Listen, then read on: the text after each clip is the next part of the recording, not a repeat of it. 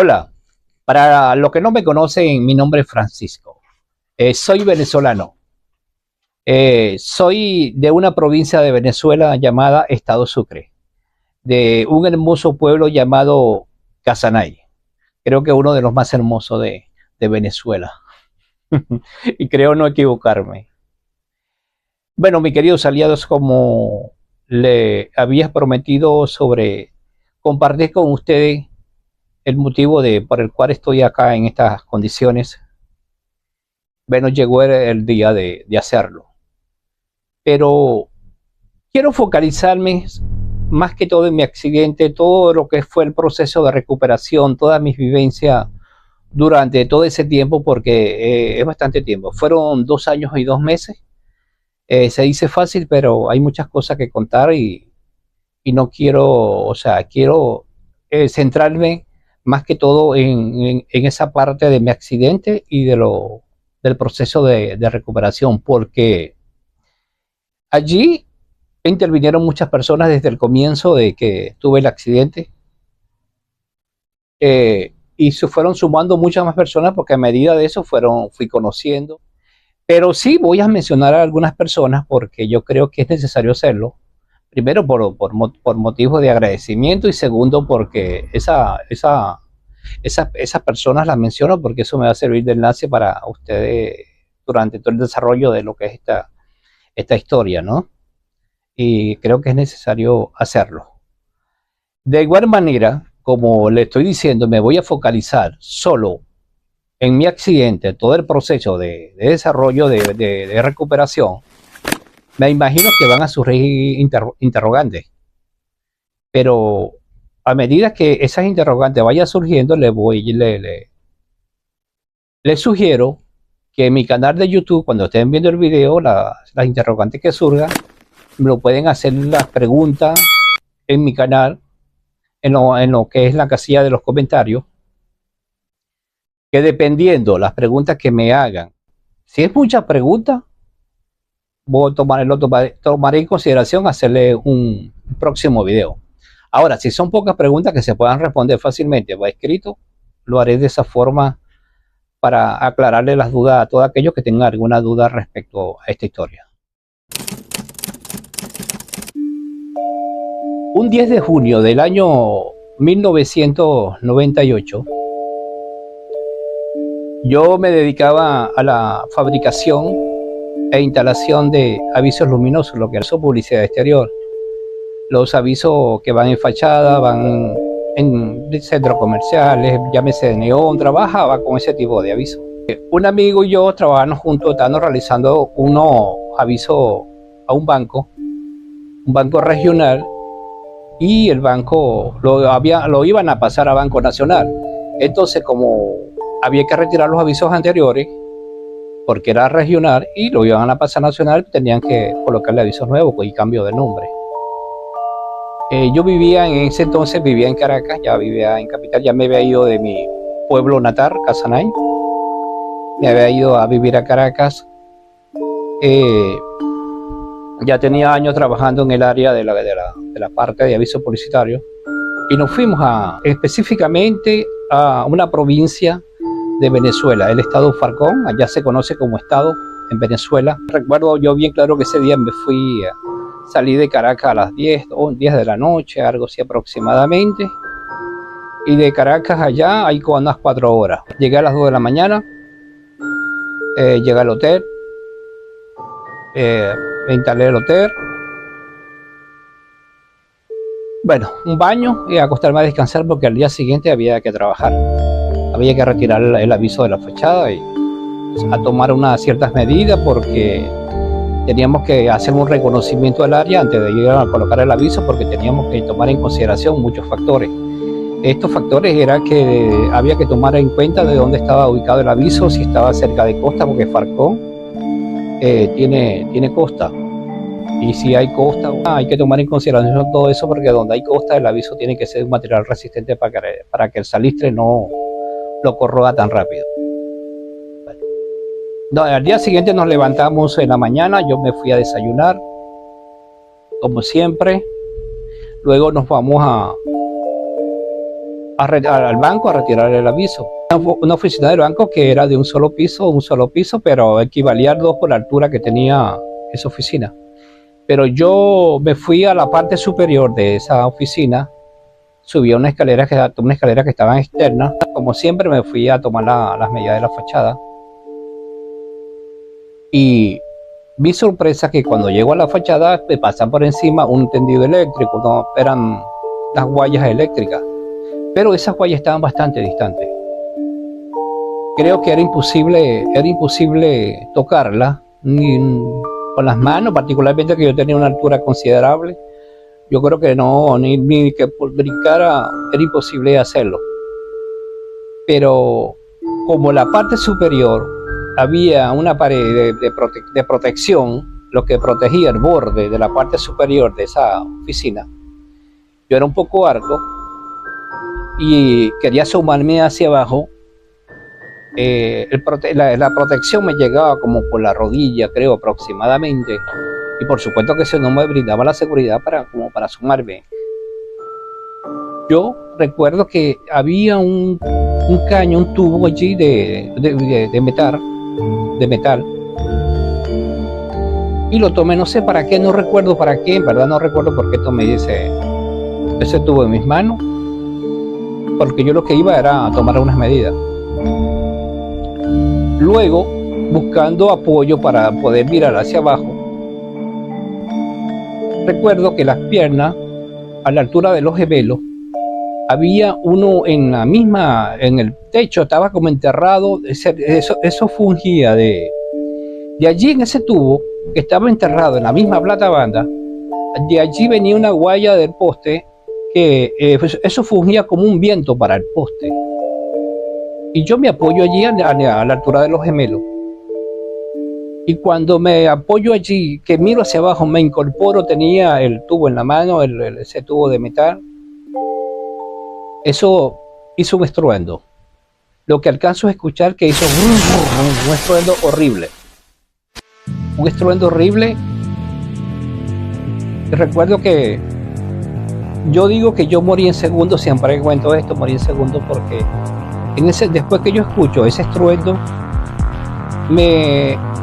tuve como un sueño, tuve especie de un sueño,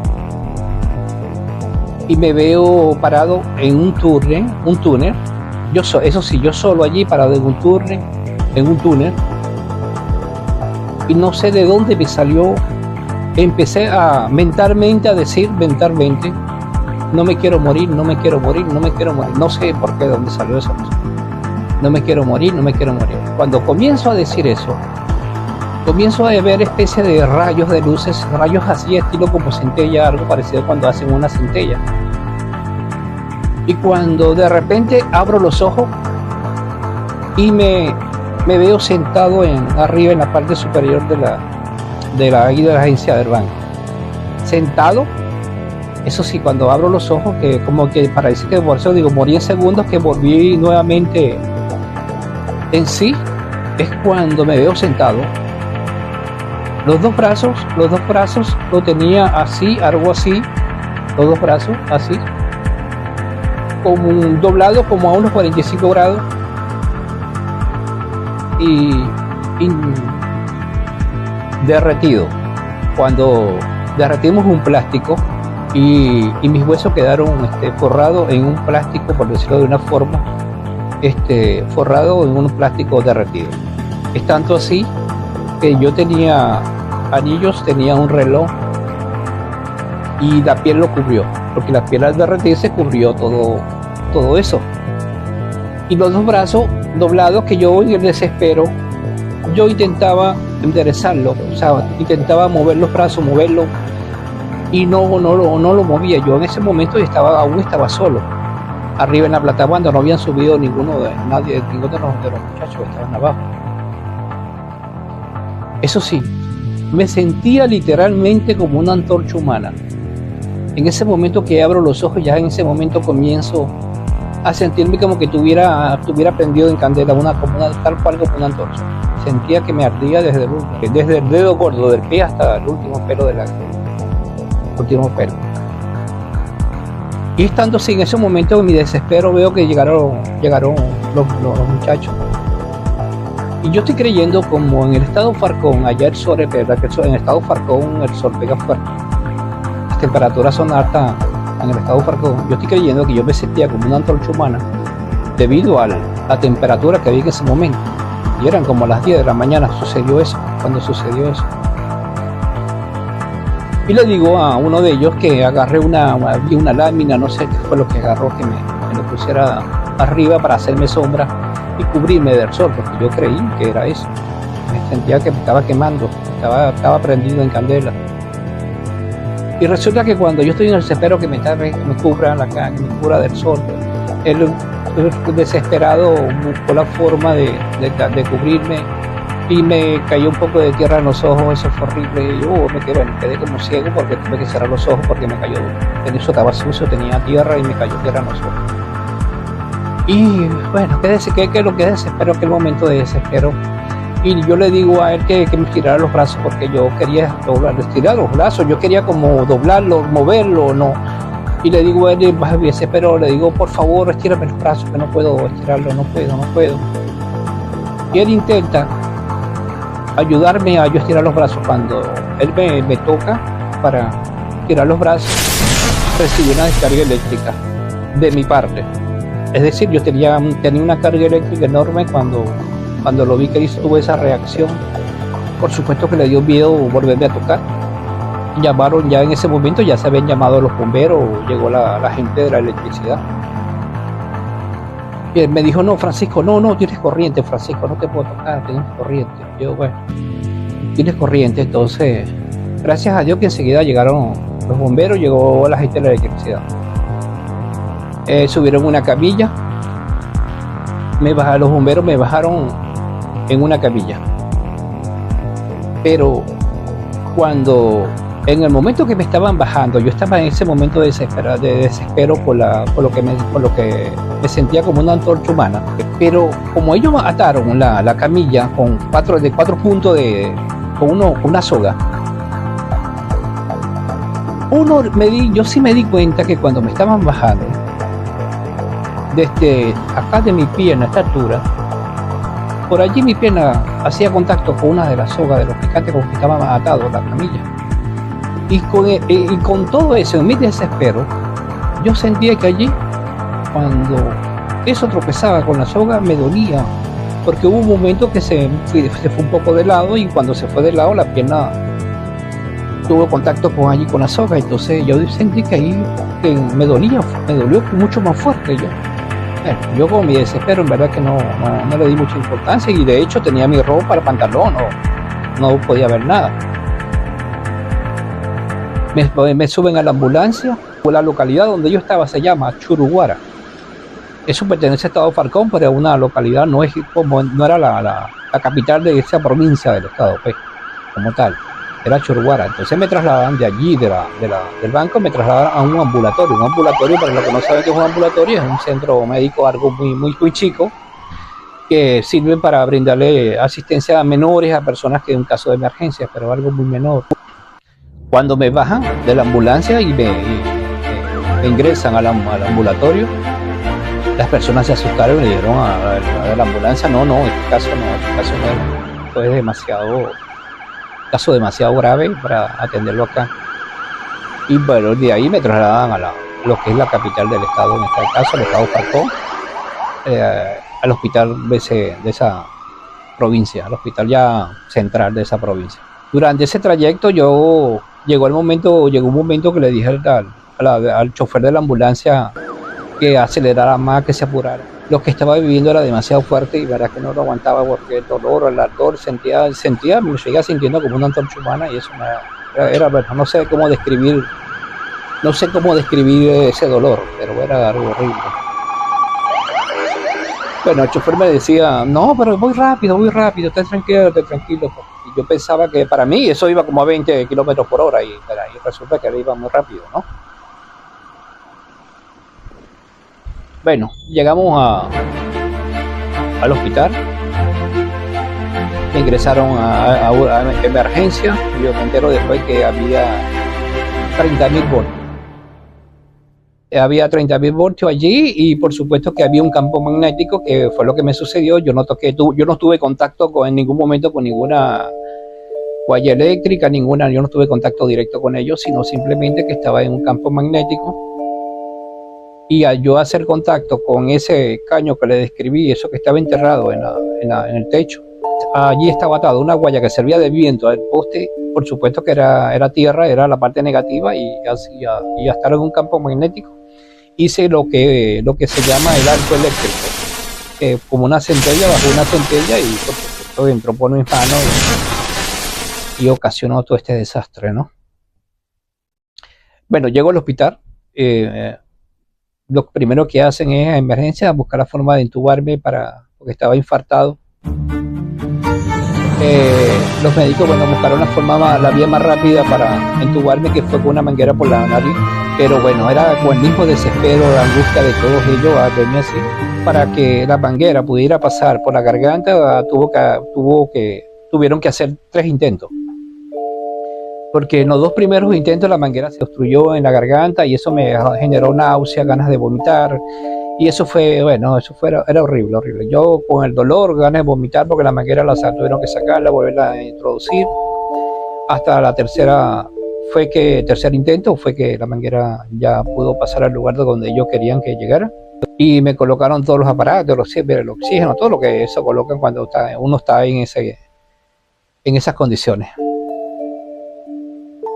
Pero luego, cuando me empiezan una de las enfermeras me empieza a cortar la ropa, lo que es el jean, yo estoy acostado con mi desespero, aún mi dolor, porque me pusieron un analgésico y eso pareciera que no me hizo ningún efecto. Entonces empieza a cortarla el pantalón. Cuando la chica está cortando el pantalón, la enfermera, mira, por poco los ojos no se le salen y me caen encima de las piernas.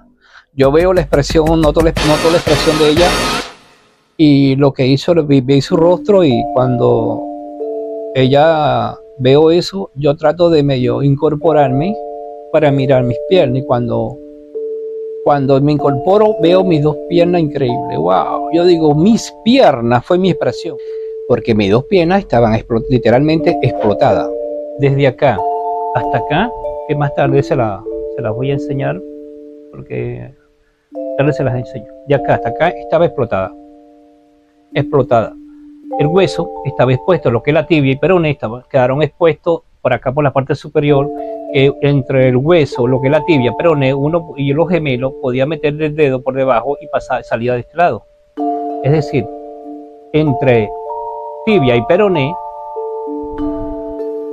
por debajo del tibia y peroné y los gemelos, podía meter el dedo y salía porque estaba explotado. Había de exposición como 20 centímetros de hueso, más o menos aproximadamente 15 centímetros de hueso expuesto. Y bueno, y cuando yo me veo esas 2 piernas, también estaba en unas condiciones horribles. El dolor no se calmaba. Pues me pusieron otro analgésico, quizás quizás un poco más fuerte que el anterior, y tampoco hizo efecto. El dolor era demasiado fuerte, y llegaron a la conclusión que para calmar mi dolor tuvieron que colocarme morfina. La morfina fue la que a la final pudo calmar mi dolor y me hizo dormir. Y después, cuando desperté ya más tarde, ya por supuesto que el dolor había calmado, había cesado un poco, ya era más tolerable, porque las heridas seguían abiertas y era imposible que no haya dolor, pero sí algo más tolerable, más llevadero.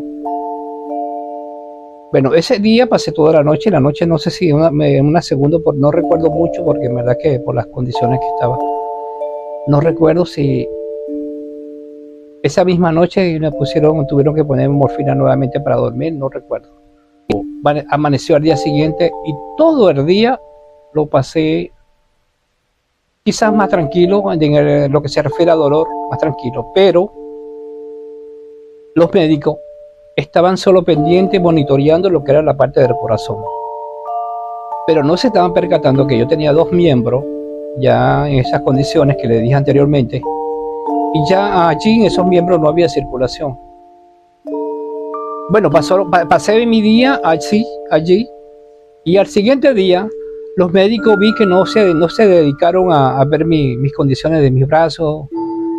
La pierna no recuerdo mucho que si me curaron. Esto debido a eso, que no se estaban dedicando nada, solo al monitoreo de mi infarto, que tomaron la decisión, las personas que estaban allí conmigo, y de una forma bastante agresiva, por decirlo así, agresivamente lo hicieron, tomaron la decisión de sacarme de allí y trasladarme a Caracas, porque donde yo vivía. Ellos no querían, porque ellos decían que yo estaba muy delicado, que era un peligro trasladarme en las condiciones que yo estaba. Hacer el traslado de él, hay que hacerlo en un helicóptero porque si se va hacia Caracas. Ellos recomendaban, habían 2 hospitales que eran especializados en personas en quemadura, que era en el estado Zulia, estaba más cercana a donde yo estaba, a Falcón, pero yo me querían llevar a Caracas porque es de donde yo vivía, es donde estaba, o sea, tenía prácticamente todo, y lo lógico era trasladarme a Caracas, y los médicos decían que para allá, por ser más lejos, porque era como 4, 5, 6 horas en ambulancia, decían los médicos, entonces ellos recomendaban que había que hacerlo en un helicóptero porque yo estaba muy delicado, es una forma de un trasladador más rápido, entonces, pero eso traía como consecuencia que primero había que hacer la solicitud, todo un proceso que no se sabía si al día siguiente se podía hacer el traslado, si eso lo iban a habilitar de inmediato, eso era como que dice una cuestión de suerte. Entonces se tomó la decisión de que no, que fuera en una ambulancia. Bueno, mis queridos aliados, me voy a hidratar, pero antes de hidratarme, quiero invitarlos a que se suscriban. Aquellos que no se hayan suscrito, suscríbanse, aprovechen esta oportunidad para que se suscriban, me regalen un me gusta y activen la campanita de notificaciones para que YouTube les avise cuando vuelva a subir un nuevo video. Y les pido su apoyo porque es la primera vez que voy a revivir esta historia tan traumática a tantas personas, porque la intención que esta historia sea conocida o vista por muchas personas es para que sirva de motivación, de inspiración y que podemos seguir viviendo. La forma que usted me ayudaría sería suscribiéndose a este canal, dándole a la manito me gusta, activando la campanita de notificaciones. Y de igual manera, si lo pueden compartir, también lo comparten con sus familiares, amigos, conocidos, para que la intención es que llegue a muchas más personas. Además, YouTube también al hacer esto, YouTube le va a recomendar este video a muchísimas personas. Y creo que vamos a lograr el objetivo, que es que llegue a la mayor cantidad posible de personas esta historia. Esta decisión me parece que fue muy acertada. Particularmente que yo no participé en esa decisión porque en las condiciones en que yo estaba, creo que todavía estaba en shock. No había todavía reaccionado o no había asimilado lo que me había sucedido. Pero fue se hizo de una forma violenta porque yo no participé, pero escuché todo y en verdad que fue de una forma, un tono bastante subido. Aparte de que un tono bastante subido, había palabras fuertes, ¿no? Fuertes en este caso para mí, porque yo escuchaba cuando de un lado decían que no podía salir de acá porque las condiciones que él está son muy delicadas y se puede morir en el traslado. Y la otra parte decía, si lo dejo acá se va a morir. Y yo corro con el riesgo, si él se muere, yo me hago responsable. Entonces por eso le digo que era fue bastante fuerte, porque yo escuchaba todo eso, no participé, pero lo escuché claramente. Y no reaccioné porque, como le dije, mis condiciones eran estaba bastante mal y aún no había asimilado lo que estaba viviendo. Y bueno, luego de esa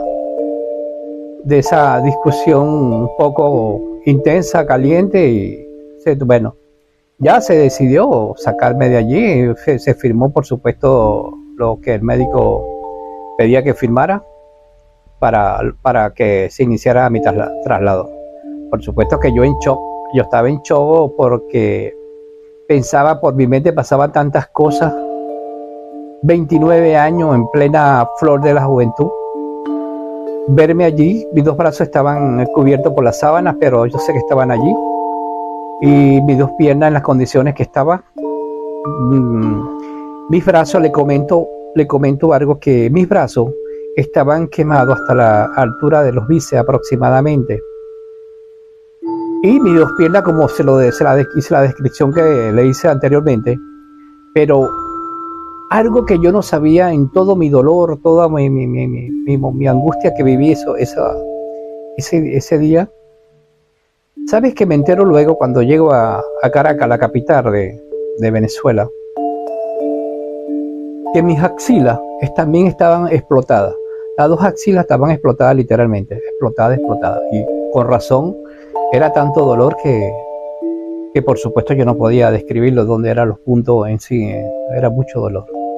Así que eso era, aparte de mis dos brazos quemados, mis piernas como estaban explotadas, también mis axilas, que eso lo vine a ver fue en Caracas, cuando ya me ingresan a emergencia.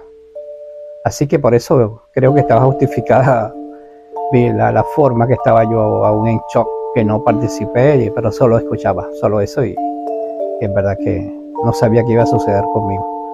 Así que bueno, que por eso le comento que fue acertada esa decisión, porque más adelante van a saber en la segunda etapa, van a saber por qué fue acertada esa decisión de sacarme de allí. 2 días estuve allí, 2 días. El día de mi accidente y todo ese día, eso fue a las 10 de la mañana, y al día siguiente, todo el día hasta la tarde, que vieron que no me pusieron la mano para nada los médicos respecto a quemaduras, brazos, piernas, nada. Simplemente estaba acostado en una cama allí, entubado. Y por eso fue que se tomó la decisión esa misma tarde, y bueno, a eso de las 2:30, 3 de la mañana salimos de allí, de ese hospital, rumbo a la capital, a Caracas. Bueno, mis queridos aliados, ya le compartí la primera etapa de esta historia tan traumática. Por ello es que insisto en que me apoyen, y su apoyo va a ser suscribiéndose a este canal, a darle la manita me gusta, activar la campanita de notificaciones, y lo más importante de este apoyo que ustedes me van a brindar es totalmente gratis, pero para mí es muy significativo. Así que les recuerdo que háganlo, no se les vaya a olvidar hacerlo. Y mientras me trasladan a la provincia, a la capital de Venezuela, Caracas, yo voy a estar trabajando acá en la segunda etapa para que no hacerlo esperar mucho tiempo. Así que solo me queda decirles que nos vemos en la segunda etapa, siempre y cuando Dios nos me lo permita. Bendiciones para todos. Hasta pronto.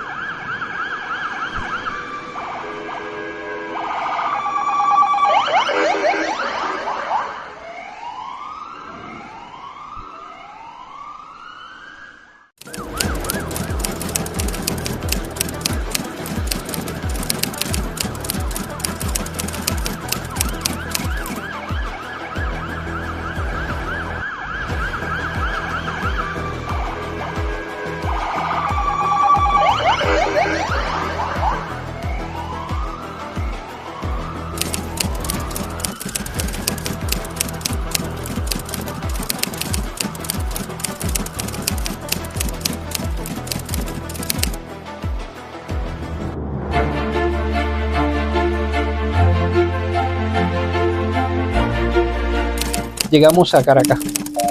A Caracas llegamos como a las 8 de la mañana, específicamente al Hospital Jesús Llerena, mejor conocido como Hospital del Lídice. Llegamos a las 8 de la mañana, 8:30, 9, por ahí aproximadamente. Bueno, mi viaje, ese fue un viaje, bueno, para mí súper largo. Creo que no sé si fueron 4, 5, 6 horas que duró el viaje, pero para mí fueron como 10 horas, no sé, 24 horas. Bueno, llego a ese hospital a esta hora. Ese hospital era uno de los dos que habían recomendado los médicos en Falcón, tanto uno en el estado Zulia como este en Caracas, porque esos eran los hospitales especialistas en lo que era traumatología. Reciben en emergencia Los médicos, todos los médicos allí estaban sorprendidos de mis condiciones, por supuesto. Eso fue un desastre allí en la mañana, antes de yo ingresar a quirófano, porque la historia se perdió, buscaron la historia por todos lados, no sé, yo no sé después que dónde apareció, la historia apareció, no sé, yo no sé, yo sé que a mí yo estaba en esa camilla ahí acostado y no, hasta me inclinaron hacia un lado para ver si la historia estaba debajo de mí, eso fue horrible, pero bueno, de eso no recuerdo más.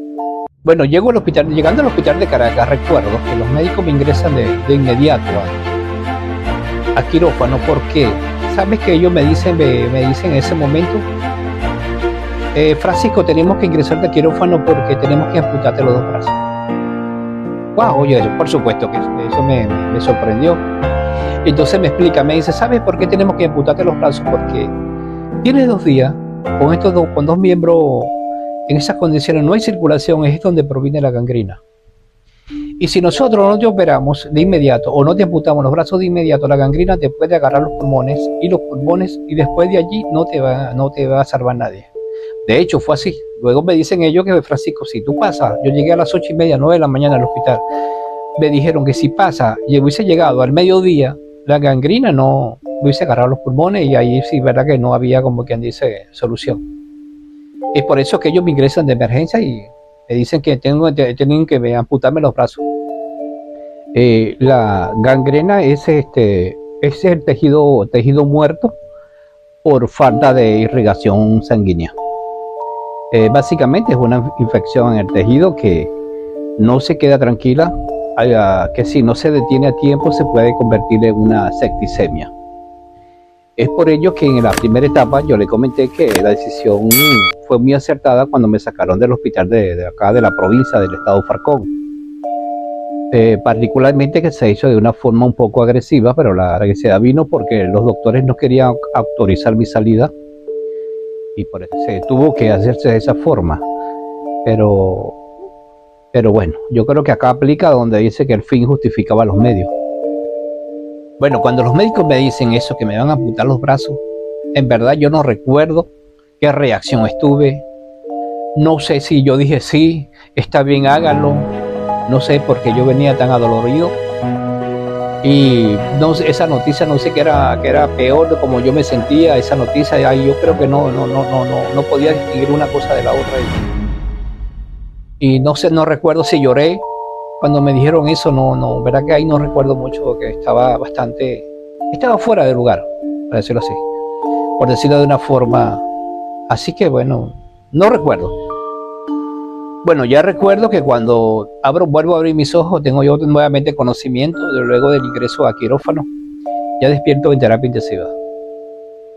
Cuando abro mis ojos, que vuelvo, como quien dice, a estar consciente, cuando hago así, no veo mis 2 brazos, sino simplemente 2 vendados de cada lado. Wow, qué cosa tan traumático para mí, tan impactante. Que lo primero, yo no sé de dónde, yo miré eso y eso fue algo automático, de tantas cosas que estaba viviendo juntas que yo creo que no me había dado tiempo todavía de asimilar una cuando venía otra y otra y otra, y eso estaba como todo juntas, ¿no? Y cuando yo veo los mismos brazos, mira, eso fue como cuando uno rebosa algo. Eso fue de mis ojos, surgieron chorros de lágrimas. Así, yo no emitía ningún ruido en el llanto, sino lágrimas como desbordadas. Desbordadas lágrimas en cantidades, verme de los 2 brazos, se cruzaron tantas cosas al momento de mi cabeza. No sé, verme así y ahora sin 2 brazos. Estaba yo en ese momento cuando me despierto, no tenía a nadie a mi lado.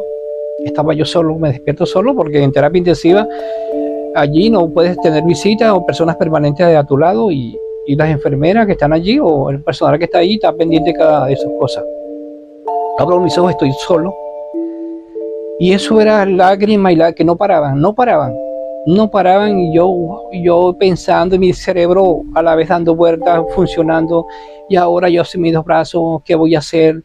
Dios mío, ahora no voy a servir para nada, o no sé, tantas cosas que se me vinieron en ese momento de la mente que yo no podía digerirla, no podía asimilarla, tantas preguntas, tantas interrogantes que no había respuesta, y lo que era solo llorar de esa forma que le dije, lloraba, lágrimas y lágrimas. Verdad que fue para mí un momento desesperante, como se lo dije, traumático, fuerte, impactó fuertemente en mí, que verdad que tantas cosas no encontraba qué hacer, verdad que me sentía en un momento, me llegué a sentir un momento de desespero,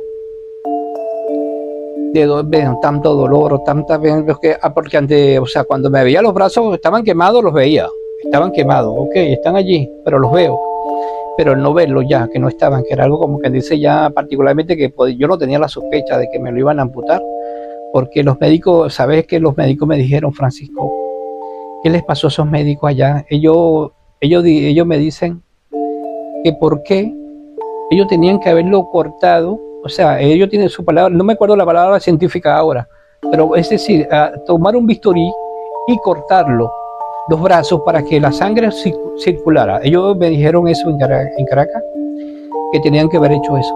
Que quizás, si ellos hacen eso, mis brazos, obvio, me iban a quedar quemados, pero no me lo iban a amputar. Porque al ver yo cortarlo, ahí la circulación no se evita la gangrena. Bueno, y mi reacción al verme así sin dos brazos, por supuesto que me pasaron tantas cosas por mi cabeza. Una persona, Francisco, era una persona muy activa, trataba de cumplir con el 50% que le correspondía de independencia. Y digo el 50% porque nadie, creo, para mí, una opinión muy personal, nadie es independiente al 100%. Yo digo que un 50%, porque siempre vamos a depender de algo o de alguien. Bueno, el trabajo que yo realizaba era un trabajo que concentraba muchos factores. Era conocimiento, herramientas, creatividad, conducción. O sea, concentraba muchas cosas que el trabajo de por sí tenías que tratar de hacer lo más activo posible. Y entonces eso fue lo que me choqueó cuando me vi en esas condiciones sin mis dos brazos al momento que abrí mis ojos. Y yo, para lograr ese 50% de independencia, para las manos juega un papel fundamental. Bueno, resulta que, después, cuando ya los enfermeros ven que ya desperté, estoy en esas condiciones, se acercaron, por supuesto, a preguntarme qué me pasaba. Imagínense qué preguntas, ¿no? ¿Qué me sucedía? O sea, yo, por supuesto, que llamé, quería que alguien entrara, un familiar, alguien conocido. No sabía quién estaba allí, porque yo no sabía quién estaba afuera. Como les dije, estaba dentro de tanto dolor, verdad que no coordinaba, no sé, no, verdad que estaba bastante, sería la palabra, muy desubicado. Bueno, y entonces ingresaron la persona. Cuando empezaron a ingresar la persona, la primera persona que ingresó, por supuesto que ya yo estaba súper sensible, porque como le dije anteriormente, era lágrima, y por supuesto la persona que ingresó, era llorar y llorar. Y había muchas personas afuera que querían verme, pero en terapia intensiva permiten nada más 5 minutos a una persona y ya tienen que salirse. Y quizás por mis condiciones permitieron que ingresaran varias personas en ese momento, 5 minutos para cada uno, para que me vieran, me saludaran, y quizás yo viera también como quien dice, ese apoyo, ¿no? Que no estaba solo. Y lo que me salía en ese momento decirle a cada persona que ingresaba era llorando, se lo decía llorando, obvio, por favor, no me dejen solo en esto. Porque mira, le decía a la persona, mira cómo quedé sin brazo, y ahora no me dejen solo. O sea, se lo decía de esa forma, ¿verdad? Bastante llorando, dolido, a todos los que ingresaban. Y por supuesto que a ellos, verme en esas condiciones, haber conocido a un Francisco unos días antes, con sus dos brazos y sus dos piernas, y verme en las condiciones que estaba, por supuesto que era inevitable que también ellos nos lloraran, no sé, las lágrimas no se les salieran. Y así pasé. Siempre que veía a alguien nuevo que llegaba, nuevo digo yo, que no había visto en esas condiciones, le decía lo mismo. Era una forma de yo buscar, como que dice, buscando apoyo, buscando que esas personas me dijeran, sí, Francisco, cuenta conmigo. no te vamos a dejar solo, porque era como, no sé, era una forma de yo buscar como que dice ese aliento, ¿no? Esa fuerza, ese apoyo espiritual, tanto espiritual, más que todo espiritual en ese momento, moral. Yo les pedía eso. En terapia intensiva, sabes que yo, aparte que estaba entubado, me tomaron las vías que me tomaban, como yo no tenía brazo, las vías que me las tomaban era acá de la yugular. Y eso era, cada 15 días me la rotaban, me la cambiaban de este lado a este lado, porque no tenía brazo. Eso era también un trauma más, porque cada vez que me iban a tomar una vía acá, eso era otra, como quien dice, otro trauma, porque el doctor tenía que tener bastante atino y en el sentido de un solo pinchazo agarrar la yugular para que no fuera tan traumático de que me fueran a pinchar varias veces, porque para el catéter que me colocaban allí, la aguja que utilizaban para tomarme esa vía, era una aguja bien larga, era una aguja como larguísima, era bien larga, y esa aguja la introducían allí en el cuello. Antes de introducir esa aguja, aplicaban anestesia con una inyectadora. Bueno, la aguja de la inyectadora entraba todo a mi cuello para yo anestesiar lo que era cerca de la yugular. Luego introducían ese catéter, una cosa bien largo, no sé, ese catéter, yo creo que esa aguja, de la aguja para introducir el catéter tenía como unos 15 centímetros de longitud. A veces tenía suerte cuando él coloca en ese catéter y ya daba directamente con la yugular. Cuando yo sentía el chorro de sangre que me caía acá en el hombro, acá en el trapecio, yo respiraba, porque en el momento que me iba a tomar la vía, yo contenía el aire, y cuando ya sentía el chorro de sangre, yo dije, nada, ya le pescó la yugular, porque salía literalmente un chorro de sangre. Tenía que enseguida poner el catete, taparlo, porque si no, era sangre que salía a granel. Y el catéter me lo fijaba de acá del trapecio con dos puntos de sutura. ¿Y para qué? ¿Sabes qué? Una cosa, esos puntos de sutura me lo agarraban sin anestesia. Eso era sin anestesia. No ponían anestesia. Me decían, Francisco, te vamos a agarrar 2 puntitos para aguantarte el catete, que no se fuera a salir. Atarlo a la piel. Entonces, eso lo agarraban así sin anestesia, a sangre fría. Bueno, y eso era cada 15 días hacían ese cambio para acá, porque tenían que hacerlo, porque es la única forma de donde agarrarme una vía, y por allí se mantenía la solución permanente, y la solución primero era para hidratarme, y aparte de hidratarme, por ahí se me colocaba la medicación, y por supuesto que la solución no servía para que la vía no se fuera a tapar. Bueno, entonces de allí eso era una más para las que ya tenía. Cuando me amputan los brazos, para los doctores surgieron muchas interrogantes, muchísimas. Los doctores no se explican, ellos entre ellos mismos se preguntaban por qué yo había sobrevivido. Porque ellos decían que yo no era para sobrevivir. ¿Cómo yo sobreviví? Porque ellos decían que cuando hay esa descarga eléctrica, la electricidad revienta o busca los puntos de salida, la parte más débil. Y ellos decían que la parte más débil que tenemos nosotros, las personas, son nuestros testículos. Es decir, que la corriente tenía que haber salido por allí, y eso a mí ellos me decían que no, eso no me salvaba a nadie. Y ellos se preguntaban, que no entendían por qué explotó mis piernas, explotó las axilas y no los testículos, que es la parte más frágil.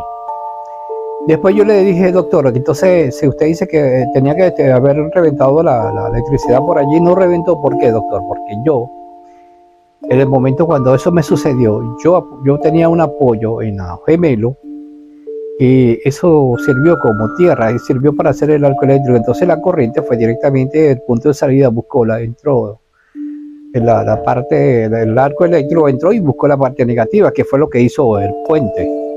Por eso es que sale por allí y los testículos no lo explotó.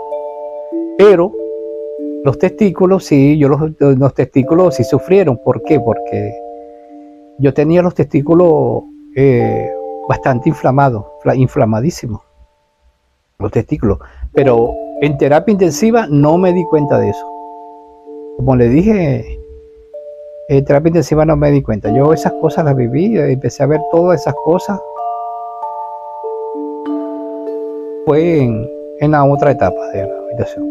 Le comento que el doctor hicieron todo lo posible para no desarticular este hombro, porque como les dije, yo no sabía cuando estaba ya en Falcón, yo no sabía que las axilas estaban explotadas, y es ahí donde yo me entero que las axilas están explotadas porque el doctor tuvieron que hacer milagro. Luego me cuenta Francisco, tuvimos que hacer milagro para no desarticular tu hombro, porque en verdad que estaba bastante complicado, porque la gangrina te va casi un poco más y te agarra los pulmones.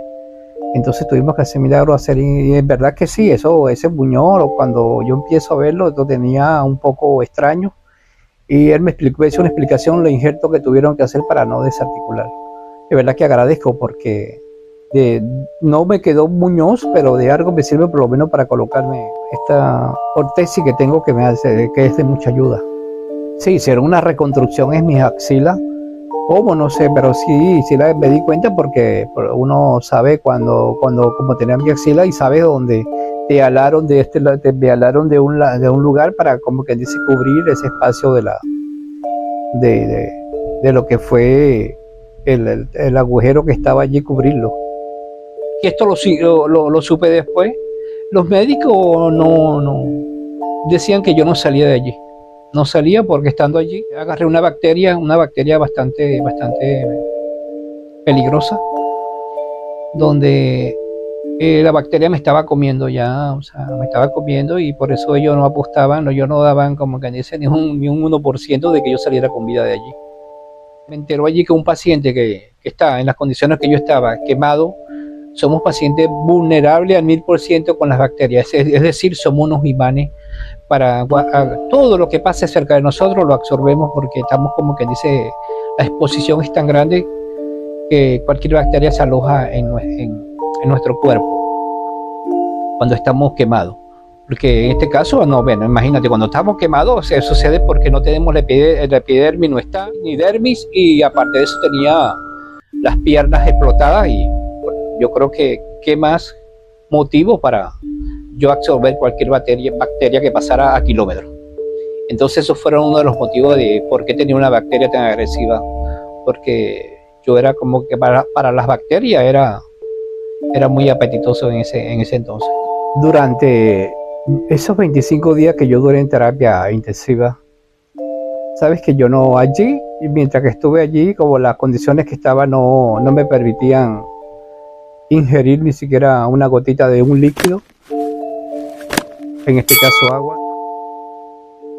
Solo me permitían que mojaran un algodón y me lo pasaran por los labios. Por supuesto que para mí eso era desesperante cuando yo quería tomarme un vaso con agua, y era bastante, verdad, que por poco no me comía, me provocaba era comerme el algodón en ese momento cuando lo humedecía.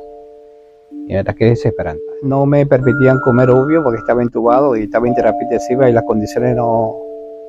Cuando se tenga esas condiciones, lo menos que se debe hacer es comer, y es algo parecido cuando vas a ingresar al quirófano, que no debes comer.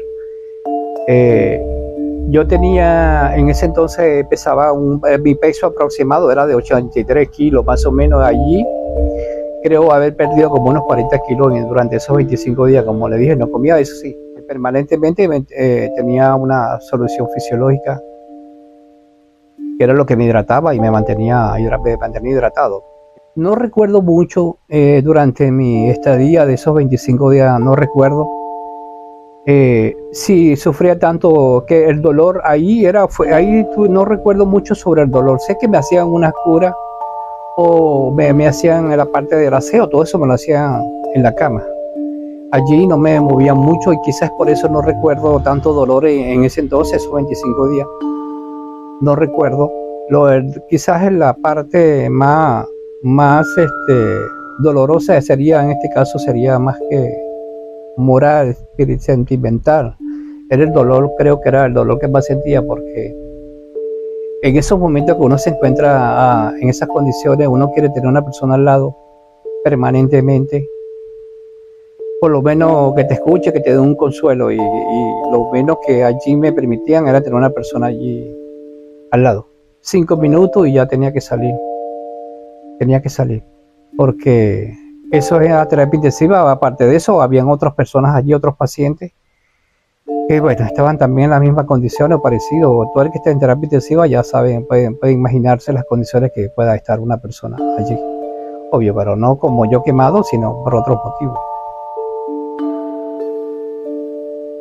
Y durante esos 25 días también me sirvieron de que tenía que enfrentar otro problema, aparte de ya que vivía de las heridas, que era el yo con yo.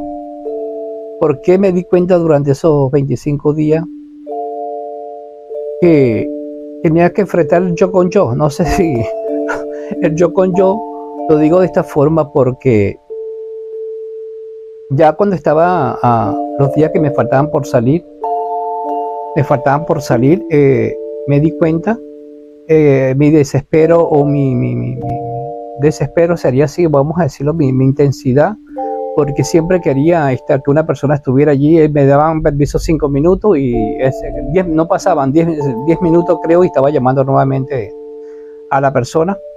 Las enfermeras estaban allí, pero eso nunca es igual que la enfermera. La enfermera, cada una está en lo suyo, y como le dije anteriormente, hay más pacientes. Y una enfermera no puede estar al lado mío allí solo para mí. Y entonces eso también me hizo ver, ya cuando estaba a pocos días de salir de allí, me di cuenta de que esa consideración que puedan tener conmigo por mis condiciones o por lo que yo estaba sufriendo, yo tenía que saberla administrar, porque no se fuera a convertir eso algo en mi contra. Y cuando digo esto, que se fuera a convertir algo en mi contra, no convertirme yo ya como quien dice una carga, un fastidio, porque cuando estamos así, particularmente que estaba como estaba, uno a veces tiene que tener un poco de empatía y en ese dolor o en esa angustia que estés viviendo, ponerte en el lado del lugar del otro, a ver qué tal. Sí, a ver, como si fuera uno, a ver si uno tolera todo eso, porque como le digo, me puse intenso porque la angustia, el dolor que estaba pasando era fuerte, pero obvio, eso era yo. Y eso a veces tenemos que controlarlo. Por eso le digo que ahí me di cuenta que tenía que empezar una lucha también yo con yo.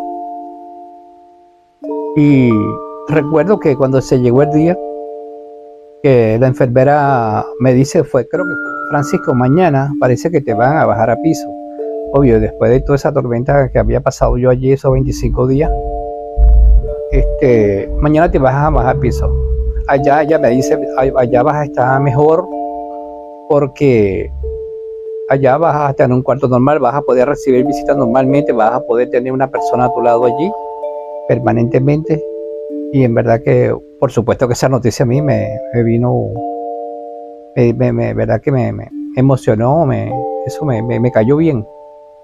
Pero bueno, pero yo creo que ahí era como quien dice, comenzaba la verdadera historia de todo esto, ¿no? La parte fuerte, porque se finalizaba una etapa más allí y comenzaba otra. Pero creo que en la etapa que venía era la etapa, como quien dice, la parte más fuerte. Y cuando hablo de que quería tener una persona allí cerca en terapia intensiva, era porque era una forma de buscar consuelo, buscar, como quien dice, de una motivación, no sé, que me motivaran a tener una paz espiritual. Buscaba este, que me dijeran por lo menos, bueno, Francisco, por allí vas a salir, vas a poder seguir hacia adelante. Particularmente que era difícil porque las personas que me fueron a visitar en ese momento en terapia intensiva, que le permitían 5 minutos, era algo que no podían disimular, ¿no? Las personas quedaban en shock. Imagínense, es normal, por supuesto que eso es entendible. Una persona que muchos que me vieron hace 2 días, o me vieron 3 días, o no sé, la semana anterior, X, en verme en esas condiciones, verdad que era bastante, para ellos bastante impactante, ¿no? Y no lo dice, no, o sea, no, era una cosa, y lo hacían involuntariamente y yo lo notaba cuando me veían, quedaban así como en shock, así, literalmente en shock. Y eso, para mí, por supuesto, fue una emoción el día que me estaban sacando, que ya me iban a llevar a piso. Y pensando solo, me quedé con lo que me dijo la enfermera de que allá iba a tener visita normalmente y permanente, y alguien a mi lado allí permanentemente. Bueno, mis queridos aliados, bueno, ya aquí voy a la tercera etapa, así que les recuerdo, suscríbanse, los que no se hayan suscrito, darle a la manita un me gusta, activen la campanita de notificaciones para que YouTube, el algoritmo de YouTube, se lo recomiende a más personas. Y acá la intención es que me brinden su apoyo para que mi autoestima se mantenga a este nivel que está, y finalizar esta historia de la mejor manera, hablando psicológicamente, porque como les dije anteriormente, es primera vez que la estoy reviviendo al 100%, y lo estoy haciendo de una forma, no es con 2 personas, 3 personas, sino que esto va a llegar a muchísimas personas, y en verdad que me armé de valor para hacerlo, porque después de tanto tiempo no lo había hecho, hasta ahora que me armé de valor para hacerlo y compartirlo con todos ustedes. Así que ayúdenme de esa forma a lograr el objetivo que es que esto le llegue a muchísimas personas, para que conozcan mi caso y pueda que en mi caso le pueda servir de algo. Bueno, mis queridos aliados, voy ya camino a mi tercera etapa. Me dirijo a lo que va a ser mi nuevo hogar por 1 año y 1 mes. Mi nueva habitación. Voy a esta etapa que concentra también, una etapa bastante fuerte porque concentra muchos factores: dolor físico, dolor emocional, fortaleza, paciencia, resiliencia, decisiones, amputaciones, encierran muchísimas cosas que está en esta tercera etapa, que creo que es una de las más fuertes que me tocó vivir. Así que les pido que se suscriban a este canal, le den a la manito me gusta, activen la campanita de notificaciones para que YouTube le notifique cuando haya subido un nuevo video o a la siguiente etapa. Y además YouTube se lo va a recomendar a muchas más personas. Así que solo me queda decirles que nos vemos en esta siguiente etapa, siempre y cuando Dios me lo permita. Bendiciones para todos. Hasta pronto.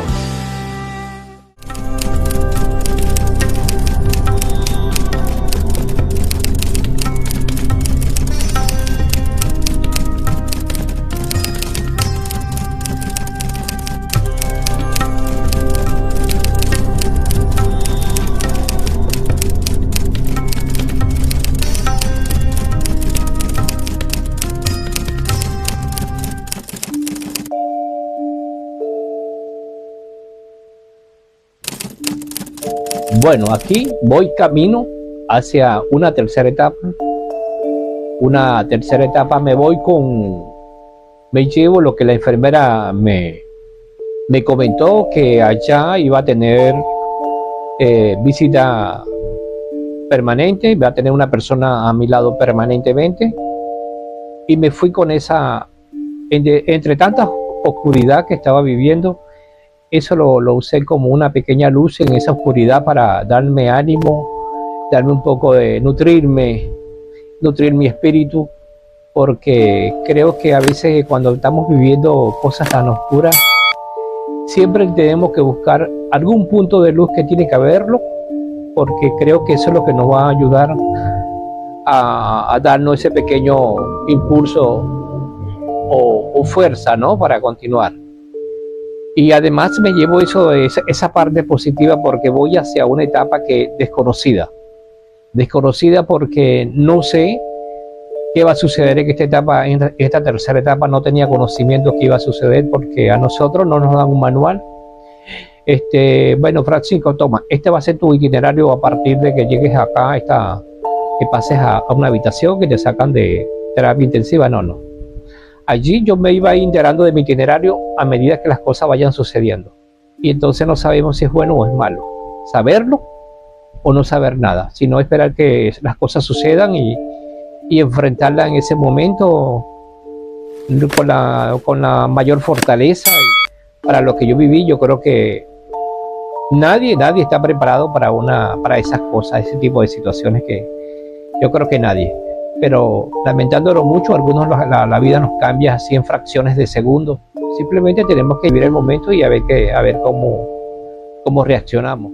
Así que yo iba hacia esta tercera etapa totalmente a un mundo desconocido, simplemente con esa pequeña luz que fue lo que me dio la enfermera, y resulta que esta tercera etapa, verdad, que es una de las más fuertes. Comenzaba, bueno, una lucha muy fuerte porque incluía dolor físico, dolor emocional, amputación, cirugías. Bueno, a un mundo totalmente desconocido, porque aparte de las situaciones como estaba, en la situación que estaba, llego yo de mis complicaciones de mi brazo, de mi axila explotada. Ya no tenía los brazos, obvio, mis dos piernas explotadas, no sé qué venía, qué continuaba, qué iba a suceder, tantas interrogantes pero siempre con la esperanza, con las ganas de vivir, y creo que eso era bastante, ¿no? Y de hecho me atreví a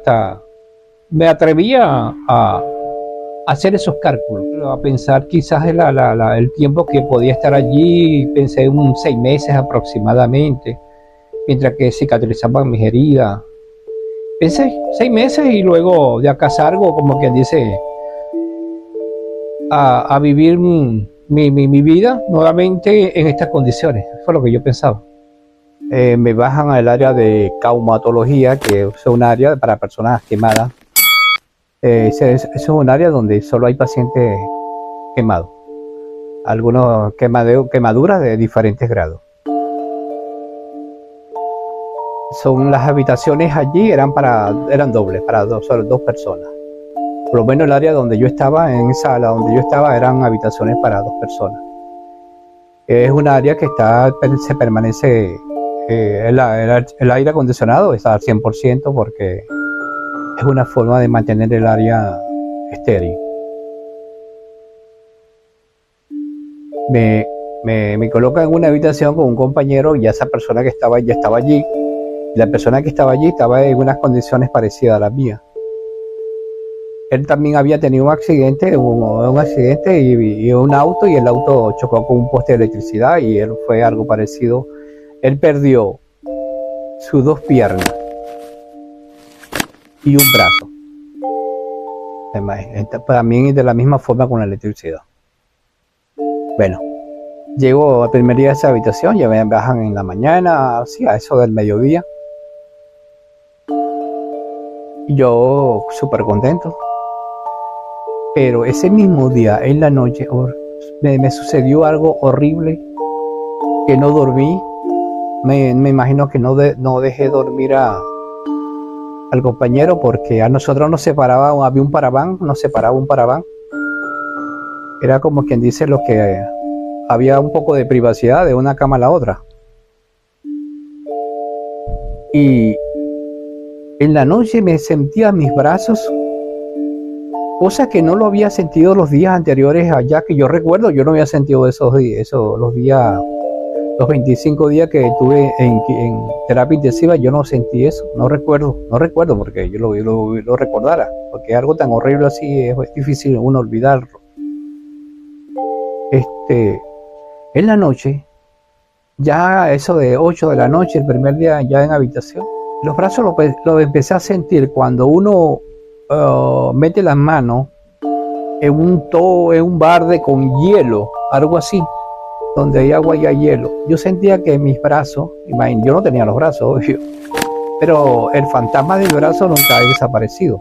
Eso nunca ha desaparecido, siempre ha estado allí.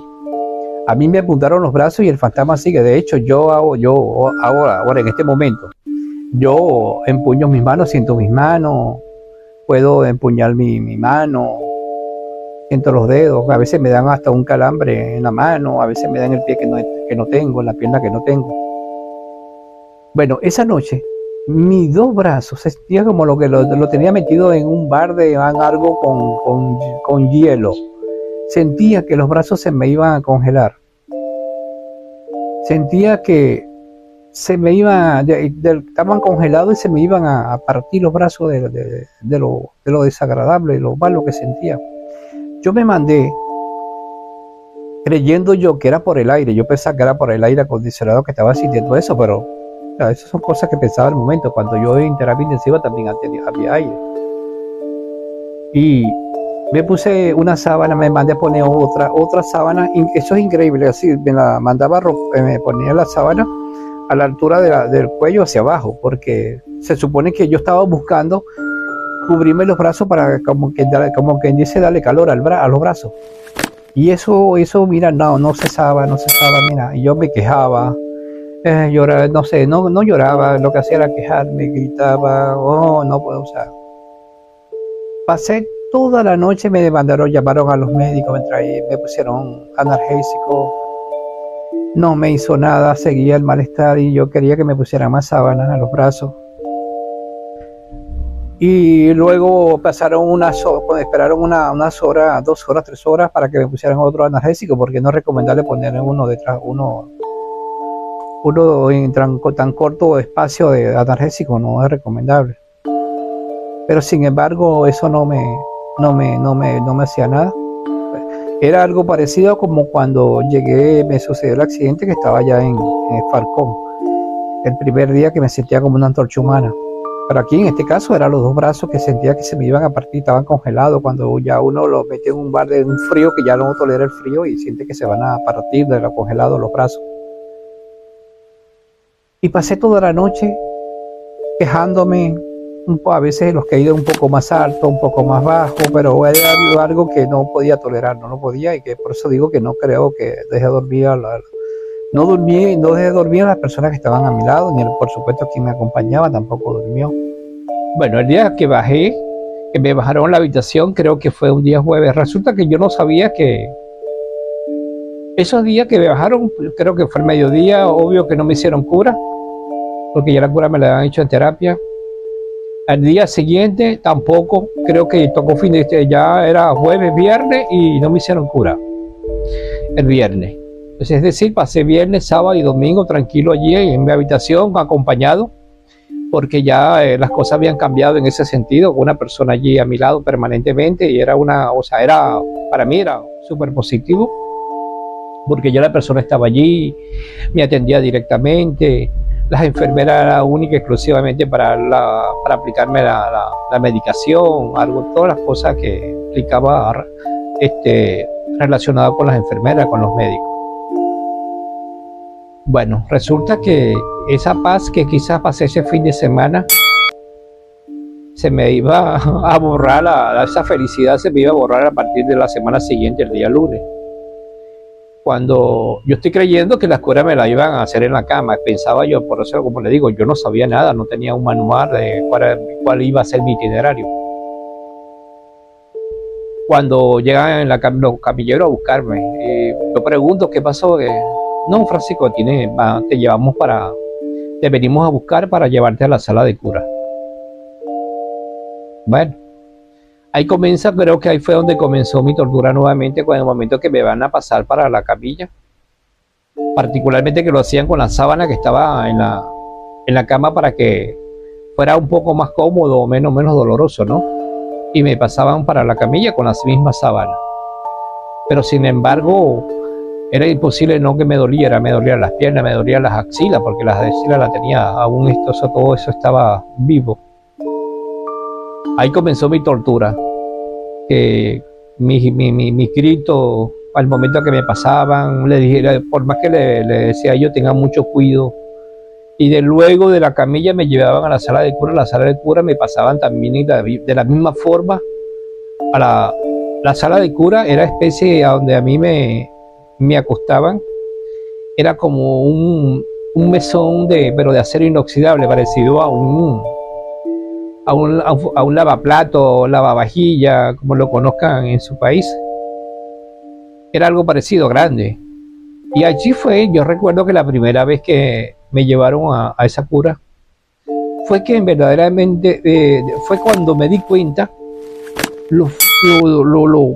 cuando me di que había perdido como los 40 kilos, porque yo me quedé impresionado conmigo mismo al verme que me acostaron. O sea, yo no pesaba, yo me sentía como una pluma.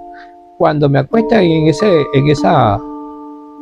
era una plataforma de acero inoxidable, yo me deslizaba, como que no pesara. O sea, me deslizaba fácil, tuvieron que aguantarme porque si no me podía ir de un lado, porque primero que la plataforma estaba mojada, sí, pero por lo menos el peso que uno tiene lo deja uno estabilizarse, o por lo menos quedarse en un solo lugar. Yo me di cuenta que lo flaco que estaba, la masa muscular la había perdido. Y los puntos de apoyo también me deslizaba fácil, porque los puntos de apoyo eran un poco. O sea, la masa muscular estaba perdida, desaparecida. Bueno, ahí empezó la tortura. No sabía que una fisioterapeuta iba a estar presente antes de la cura. Primero le correspondía a la fisioterapeuta. Primero era ella, y empezó a hacerme los ejercicios en la rodilla, articularme las dos rodillas. Bueno, ahí empezó, el dolor era horrible. Que fue cuando yo hablo con los doctores, qué posibilidades había de colocarme un analgésico una hora antes o media hora antes de pasarme a la sala de cura. Es donde ellos me dicen que no, Francisco, no podemos hacerlo, porque ellos me decían que si me duele, era bueno. Si no duele, es preocupante, o sea, no es bueno. Entonces, para ellos saber si hay dolor, no podían colocarme analgésico. No solo me di cuenta que lo que había perdido los 40 kilos, toda la masa muscular, sino me di cuenta también, ahí empecé a ver la realidad de todo, tanto de la pérdida de peso como mis piernas. En la situación que estaban mis piernas, porque allí ya me sacaban todo y era una cura más profunda. Cuando me doblaban la pierna para hacerme el ejercicio, podía ver todos mis tendones, cómo se movían en la parte que estaba expuesta. Y cuando me doblaban esa rodilla, bueno, eso me sangraba. Entonces fue que empecé a ver, como le dije, la realidad, verme en las condiciones que estaba y verme como que dice, ahora sí sé cómo estoy. En verdad que ese fue como que dice el estreno en esta área de personas quemadas. Ese primer día me dolió muchísimo, porque allá, como le dije, le había dicho en la etapa anterior, en terapia intensiva no me hacían curas de esa forma, y mucho menos tenía un fisioterapeuta, kinesiólogo a hacerme los ejercicios en las piernas. Verdad que salí de ahí ese día, salí como la autoestima. Salí con la autoestima bastante, bajo, salí golpeado, salí como cuando, no sé, te golpean tanto que uno sale como oído, ¿no? Sí, salí salí físicamente destruido, sí, tanto físico o psicológico, porque fue fuerte el dolor. Y llegué a me llevaron a mi habitación, ya listo. Me pasaron a la cama. Tuve unos minutos allí, 4 minutos, unos 20 minutos, y entonces me puse a pensar, porque en el momento que me estaban haciendo las curas, en verdad que yo no tenía tiempo de pensar, solo de gritar. Eso sí, gritaba muchísimo, gritaba. No lloraba. En ese momento lo que hacía era gritar. Y gritaba. Pero cuando ya me regresan a la cama, estaba 20 minutos ya, como quien dice, en la cama, y en ese momento me ponía a pensar todo eso que había vivido hace unos minutos antes, todo ese trayecto de que me llevaron a la cama, me llevaron a la sala de cura, donde me hicieron los ejercicios. Luego de los ejercicios, la enfermera me hacían la cura, y en ese momento, cuando la enfermera estaban haciéndome la cura, estaba toda la junta, los médicos allí a mi alrededor, mirando las heridas y mirando, o sea, cualquier cosa, como quien dice, evaluando las heridas. Y entonces, cuando ya tenía 20 minutos de haberme puesto en la cama, yo me ponía, hacía como retrocedía toda esa vivencia, y se me salía el lagrimero, y yo mismo me decía, Diosito, yo me lo decía mentalmente, Dios, ¿por qué? O sea, esto es demasiado para un ser humano, decía yo. Y siempre trataba de hacer eso. Eso sí, y ahí, como le dije anteriormente, la lucha que tenía el yo con yo. Trataba de hacer eso cuando la persona que estaba conmigo se había salido, no sé, a comprar algo, a cafetín, no sé, había salido a caminar, X. Eso lo hacía yo solo. Allí aprovechaba esa oportunidad para llorar, desahogarme las lágrimas. Me hacía tantas preguntas. Dios, porque esto es demasiado para un ser humano. ¿Qué tantas cosas malas he hecho yo en esta vida que me merezco estar pasando por esta situación? ¿Por qué a mí? ¿Por qué yo? ¿Y por qué tanto? O sea, ¿por qué tantos a la vez? Tantas cosas a la vez. Las axilas me dolía las dos piernas. Horrible. No sé, me preguntaba si este es el comienzo.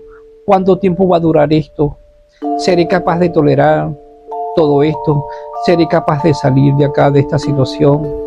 O no sé, tendré la fuerza, la fortaleza para salir de esto. Pero yo me decía, ahí comencé tantas preguntas que, bueno, que no tenía respuestas, y sin saber que seguía, y no sabía cuánto tiempo iba a estar así. Pensé, si esto es el comienzo, imagínate cuánto tiempo va a durar esto. Que, o sea, hay que tener bastante resistencia, ¿no? Para llegar hasta el final de todo esto. Y siempre, como le dije, eso lo trataba de hacerlo yo solo, porque no quería, si yo estaba drenando todo eso para sentirme mejor, eso que yo drenaba lo podía absorber la persona que estaba a mi lado, y eso también la podía afectar psicológicamente, y no era el deber ser, porque la persona que estaba a mi lado la necesitaba de pie para que me pudiera seguir apoyando. Entonces, por eso le hice referencia que esta tercera etapa para mí fue una de las mayores, de las más fuertes, pues. Y yo tenía que comprar todo, o sea, todos los insumos que usaba tenía que comprarlos. Los antibióticos, como les había dicho que utilizaba anteriormente cuando estaba en terapia intensiva, utilizaba unos antibióticos bastante costosos, pero ya como eran por las bacterias que tenía alojadas en mi cuerpo, tenía que comprar las inyectadoras, gasas, adhesivo, cinta adhesiva. Bueno, en sí costearme todo lo que era todo el tratamiento, tanto así que mi cama, la parte inferior de mi cama era como especie de una farmacia que yo tenía allí. Bueno, eso era el comienzo del itinerario que iba a llevar allí. Eso iba a ser mi hogar o mi habitación por 1 año y 1 mes. Empezaron a transcurrir los días de esa forma: lunes, miércoles, viernes. Eran los días de cura, los días de tortura, por llamarlo de una forma, los días de tortura para mí. El amigo que le mencioné, que me pusieron al lado conmigo, él a veces lo llevaban primero que a mí a hacerle las curas, y él gritaba fuerte, gritaba. Yo gritaba también, pero yo creo que él gritaba fuertísimo. Y cuando él gritaba, lo estaban haciendo la cura para mí, eso me ponía más sensible. En ese momento que le estaban haciendo las curas a él, y escucharlo gritar, bueno, a mí la cabeza me empezaba a dar vuelta, a pensar tantas cosas, que recordar la situación cuando estaba allá en la provincia que me sucedió, recién me había sucedido el accidente, en las condiciones que estaba allá, en las condiciones que estaba en ese momento. O sea, que yo digo, o sea, todos esos pasos que había, esas etapas que había pasado, que había vivido, y donde estaba hoy, ese día, ese momento, y pensé que quizás las cosas iban a estar mejor, y no era así. Estaban, como quien dice, peores. Cuando uno cree que, bueno, ya pasaste esta etapa, pasaste la primera, la segunda o la tercera y ya va mejor. No, lo contrario. Creo que las cosas empeoraban. Y eso a mí, cuando a él lo llevaban antes que a mí, eso para mí, psicológicamente no era bueno. No era bueno porque yo me ponía de una forma tan súper sensible al dolor, porque ya sabía, me imaginaba, ya vivía, antes que me llevaran a la sala de cura, ya vivía lo que me tocaba, lo vivía acá, lo estaba viviendo antes que me llevaran, y después lo vivía el doble, o sea, lo vivía dos veces, antes que me llevaran y cuando estaba en la sala, lo vivía dos, y por supuesto que psicológicamente era fuerte. Eso me llevó a hacer amistades con los camilleros y conversar con ellos, buscar una forma de uno sobrevivir, ¿no? Porque era como sobrevivencia. De que me vinieran a buscar antes que a él, los días que tocara la cura, que me vinieran a buscar a mí primero que a él. Y entonces, bueno, yo hice esa amistad con ellos, y ellos mayormente me venían a buscar a mí primero. A veces no lo hacían porque los médicos, no sé por los motivos por el cual, decían que lo llevaran a él primero, pero cuando eso sucedía, para mí que era horrible. De tanto así que yo, a medida que fueron pasando las semanas, yo le pedí al doctor que me pusiera en una habitación aparte, o sea, no me sacaran de allí, porque la habitación donde estaba yo con él estaba como unos escasos 50 metros de la sala de cura. Y obvio que los gritos allí se escuchaban, bueno, se escuchaba como que estuviéramos yo en la sala de cura. Entonces pedí que me pusieran una habitación un poco más retirada de la sala de cura, y cuando en ese momento no había una desocupada, pero sí cuando me pusieran allí en lista, que cuando desocuparan esa habitación, me pasaran a mí para esa que estuve, creo que era la que estaba más lejos de la sala de cura. Bueno, y así transcurría las semanas de esa forma, de esa rutina. En la noche a veces no podía hacer llorar en el día, porque a veces tenía personas al lado, a veces tenía visitas, que era bueno también, era bueno. Era bueno en ese entonces, porque yo creo que en esos momentos tan difícil, es bueno tener unos familiares cerca o amigos que lo visiten, ver personas que quizás te saquen un poco de esa rutina, ¿no? Y por supuesto que te ayuda moralmente, te ayudaba espiritualmente. Es bueno cuando estamos en una situación de esa, tener bastante ese apoyo moral. Para mí, todos son buenos, pero para mí el más importante es ese, porque el económico allí jugaba un papel también fundamental, porque había que comprar tanta medicación, tantas cosas que había que comprar, que los gastos eran semanales, eran bastante, para aquel entonces era bastante elevado los gastos semanales. Pero como le digo, lo importante, el moral espiritual es más importante porque es lo que nos va a mantener a nosotros de pie, por decirlo de una forma, quizás con esa fortaleza, esos ánimos y la autoestima en alto, porque si llegamos a decaer, llegamos a entrar en un estado de depresión, creo que ahí el económico no va a servir para mucho, porque cuando entramos en un estado de depresión, los antibióticos, la medicación, el organismo pareciera que no lo crea como un anticuerpo o algo parecido y no te hace el efecto la medicación. Entonces, por eso que yo digo que para mí el más importante era ese apoyo espiritual, moral, tener esas personas allí a tu lado que te ayudaban un montón, te daba esa fuerza para uno continuar. Bueno, de esa forma se fue haciendo la rutina. Los psicólogos y psiquiatras no faltaban. Entre semana iban hasta 3 veces. A veces iba 2 psicólogos, 2 psiquiatras, o a veces iba 2 psicólogos, un psiquiatra. Y creo que esto se prestaba muchísimo porque a donde el hospital, a unos escasos, como unos 100, 200 metros, había un psiquiátrico. Por la cercanía que había, me imagino que de allá mandaban muchos psicólogos, y aparte de eso había pasantes y siempre iban a visitarme, y pasaba muchas noches sin dormir. Lloraba muchísimo en la noche, volvía en la noche cuando ya estaba solo, estaba todo tranquilo, que ya todo dormía. A veces trataba de no,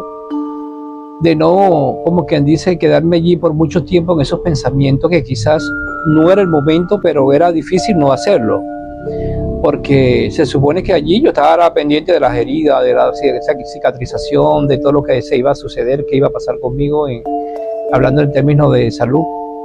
Pero era inevitable, no, por supuesto que no se me vinieran esos pensamientos que ahora, como voy a trabajar, no tengo mis 2 brazos, no voy a poder hacer nada. Y todo eso me atormentaba, y era una de las cosas, motivos de que no me dejaba dormir. Se lo manifestaba a los psiquiatras para que me dieran. Yo mismo le pedí, por favor, necesito que me mediquen, porque no puedo durmiendo en la noche, no puedo dormir, y ya llevaba así ya bastantes semanas sin hacerlo. Ellos me medicaban, pero pareciera que pasaba una semana esa medicación, una semana, y a veces le decía no me hacía nada, seguía sin dormir. Cambiaban la medicación y pareciera que esa medicación no me hacía efecto. Era increíble. Cuando ellos se quedaban impresionados, pero cuando una medicación, una pastilla que se la daban, están acostumbrados a medicar a personas que están en condiciones como menores que la mía, pero no menores que la mía, porque las condiciones no tendrían que ver, porque la pastilla que le dan a uno, de eso va a depender los miligramos, lo que tan fuerte sea la pastilla para hacerle el efecto a la persona. No sé, yo no entiendo por qué a mí esas pastillas no me hacían efecto. Veía salir el sol al siguiente día en la mañana, y ya que a las 9, 8 de la mañana era que dormía un rato, 1 hora, 2 horas cuando mucho, porque ya llegaba el desayuno y tenía que comer y continuar con la rutina diaria. Se había hecho un respeto y consideración, porque yo también le hablaba a ellos.